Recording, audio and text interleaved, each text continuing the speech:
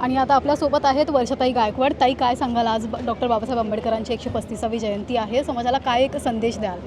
ते मी ज्ञानाच्या अथांग सागराला आणि समतेच्या आणि बंधुतेच्या त्याचबरोबर स्वातंत्र्य आणि न्याय देण्याच्या प्रेरणास्थानाला मी या ठिकाणी सर्वप्रथम अभिवादन करते. आज जयंतीच्या निमित्ताने मी त्यांना सगळ्या जनतेला, म्हणजे फक्त भारताभरातल्या नाही तर देशभरातल्या जनतेला मी या ठिकाणी खूप साऱ्या शुभेच्छा देते, कारण आपल्या सगळ्यांसाठी आज आनंदाचा दिवस आहे.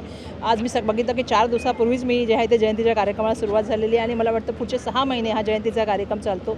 फक्त देशभरात नाही तर जगभरात चालतो आणि त्यामुळे या जयंतीचा आम्हाला नेहमीच जे आहे ते आनंद असतो. आणि आज मला वाटतं असा कुठला जागा नाही जिथे जयंती साजरी होत नाही अशी जागा नाही आहे. मुंबईपासून देशभरामध्ये सगळीकडे जगामध्ये आज जयंती मोठ्या प्रमाणात साजरा होते. म्हणजे आनंद आहे आणि मला ही अपेक्षा आहे की बाबासाहेबांनी ज्या देशाला संविधान दिलं आहे त्या संविधानाच्या माध्यमातून जी विचारधारा दिली आहे ती विचारधारा जी आहे ती लोकांपर्यंत पोहोचवण्याचं काम येणाऱ्या काळामध्ये आपण केलं पाहिजे आणि ह्या देशाचं संविधान चिरायू राहिलं पाहिजे, ही मी या ठिकाणी इच्छा व्यक्त करते. राजे जरी बदलले तर राजेवर सुरळीत ठेवण्याचं काम जे आहे त्याचे संविधान करतं आणि त्यामुळे मला अपेक्षा आहे की येणाऱ्या काळामध्ये हे संविधान चिरायू आणि मोठ्या प्रमाणामध्ये आपण जे बघतो आहोत की आजही समाजामध्ये तेढ निर्माण करण्याचं काम केलेलं आहे, जात आहे. धार्मिक वाद निर्माण करण्याचं काम केलं जातं आहे. अशा वेळेला हे संविधान सगळ्यांना एकजूट देण्याचं काम होईल आणि मला वाटतं की या जयंतीच्या निमित्ताने मी सगळ्यांना शुभेच्छा देते की ही जयंती सगळ्यांना, आता आपण सगळ्यांना माहिती आहे की आनंदाने साजरी तर होतेच, पण त्याचबरोबर बाबासाहेबांचे विचारसुद्धा खालपर्यंत जावेत आणि संविधान मजबूत व्हावं ही अपेक्षा मी करते.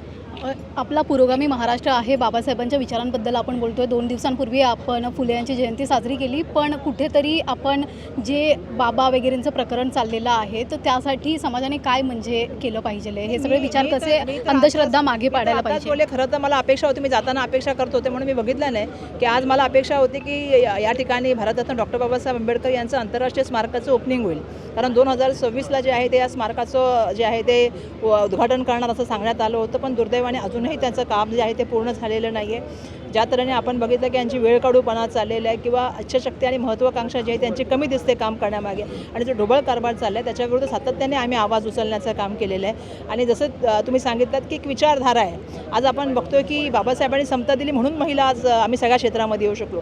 आज आपण बघतोय की मोठ्या प्रमाणामध्ये भोंदू बाबा असतील किंवा अंधश्रद्धेचं प्रमाण वाढत चाललेलं आहे, ज्याच्यावरती कारवाई करणं आवश्यक आहे. ज्या तऱ्हेने ही कारवाई मी बघते की झालेली आहे, पण आज आपण बघतो की त्याचे मोठ्या प्रमाणामध्ये जे आहे ते व्हिडिओ बाहेर येतात, ज्याच्यामुळे महिलांमध्ये असुरक्षेचं वातावरण त्या ठिकाणी निर्माण झालेलं आहे. त्यामुळे हे मी मागेसुद्धा बोलले होते की या सगळ्या प्रकरणाची सखोल चौकशी व्हायला पाहिजे.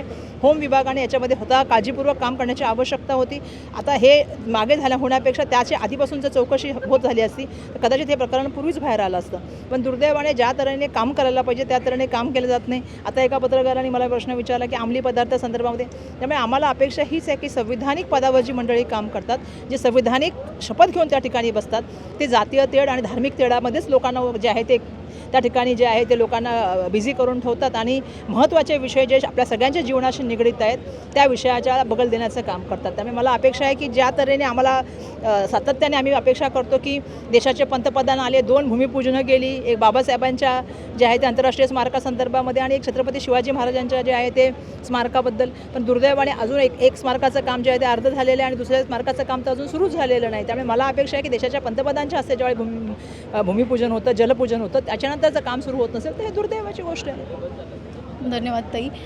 सध्या जी आपण बघतोय ही जी प्रकरणं चाललेली आहेत महाराष्ट्रामध्ये, तर कुठेतरी महापुरुषांचे विचार मागे पडत आहेत का, ज्यामुळे ही अंधश्रद्धा वाढत चाललेली आहे? काय वाटतं तुम्हाला? नक्कीच, कारण आता जे चाललं आहे ते बुवाभाजीचा जास्त स्तोम मानलं गेलं आहे, धर्माचं जास्त स्तोम माजवलं गेलं आहे. जेव्हा आपलं संविधान जेव्हा धर्मनिरपेक्षता सांगतं त्या धर्मनिरपेक्षतेला कुठेतरी बगल देण्याचं काम चालवलं आहे आणि आपलाच एक अजेंडा चालवण्याचं काम चालू आहे आणि त्याच्यामुळे ह्या सगळ्या गोष्टीला जास्त त्याला आधार मिळाला आहे, सपोर्ट मिळाला आहे आणि नको त्या गोष्टीला सपोर्ट मिळाल्यामुळे अशा घटना वारंवार घडत आहेत असं मला वाटतं.